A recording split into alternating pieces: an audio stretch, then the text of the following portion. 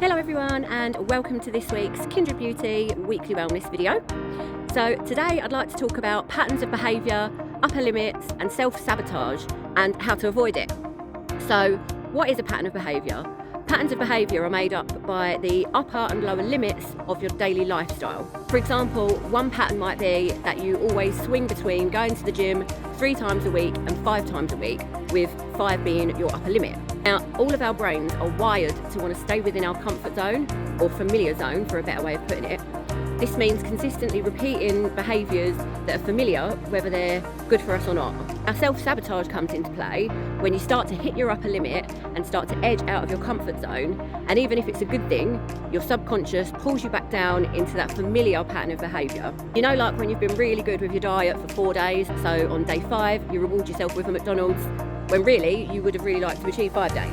We all have examples of this in our lives, whether it's exercise, diet, alcohol consumption. Money is a really good one, as in how much you keep in your bank account or your savings. And this principle can be applied to your relationships and your boundaries and stuff as well. So hopefully you understand what I mean by patterns of behaviour and upper and lower limits. So now we get on to the proactive part about avoiding self-sabotage and elevating your patterns of behaviour to a higher level. So once you start to recognise your upper limits in different scenarios and start to recognise the familiar feeling of your subconscious trying to pull you back down, you can start to practice techniques to override your subconscious until you've done it so consistently that you've got new, improved upper limits. So cravings and temptations typically last for around 20 minutes, according to a book that I read. I can't remember what it was now. So if you can sit with yourself for that long and avoid giving in, and find something else to occupy your mind, chances are you'll avoid it.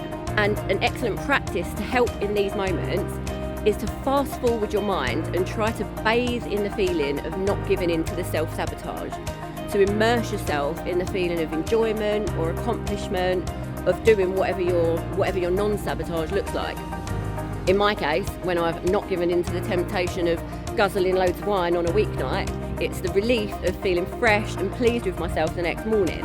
It takes practice, but if you consistently recognise your upper limits and practice overriding the self-sabotage, eventually you'll realise you've got new patterns of behaviour or standards of lifestyle. So as usual, I've created a template to go with this video to help you track and measure and monitor your upper limits. Because in case you couldn't tell by now, I'm a super self-development geek.